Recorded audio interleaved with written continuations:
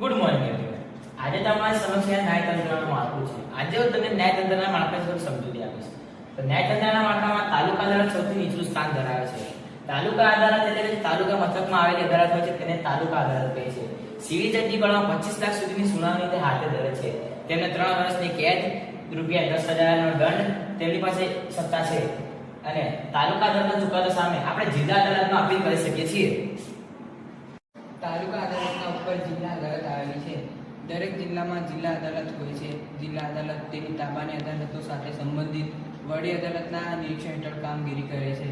જિલ્લા અદાલતને સિવિલ નાગરિક અધિકાર ક્ષેત્રની મુખ્ય અદાલત ગણવામાં આવે છે. તેને સેશન્સનો દરજ્જો પણ મળેલો છે.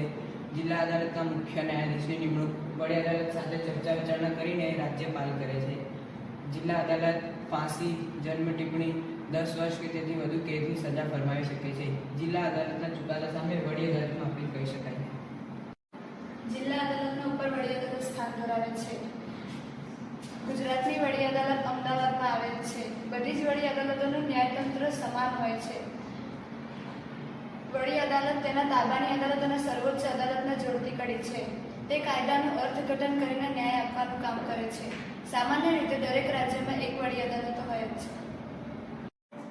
વડી અદાલતની ઉપર સર્વોચ્ચ અદાલત આવેલ છે. આપણા દેશની સર્વોચ્ચ અદાલત દિલ્હીમાં આવેલ છે. સર્વોચ્ચ અદાલતનું સ્થાન આપણા દેશની બધી અદાલતોમાં સૌથી ઊંચું છે. ભારતમાં 28 જાન્યુઆરી 1950ના રોજ સર્વોચ્ચ અદાલતનો પ્રારંભ થયો હતો. સર્વોચ્ચ અદાલતના દરેક ન્યાયાધીશને હોદ્દો સ્વીકારતા પહેલા રાષ્ટ્રપતિના સમક્ષ ભારતના બંધારણને વફાદાર અને તેનું રક્ષણ કરવાના સોગંદ લેવાના હોય છે. મૂળભૂત હકોનો સંપૂર્ણ અધિકાર સર્વોચ્ચ અદાલત પાસે છે. કોઈ પણ સંસ્થા કે કોઈ પણ વ્યક્તિ ન્યાય મેળવવા માટે સર્વોચ્ચ અદાલતમાં અપીલ કરી શકે છે.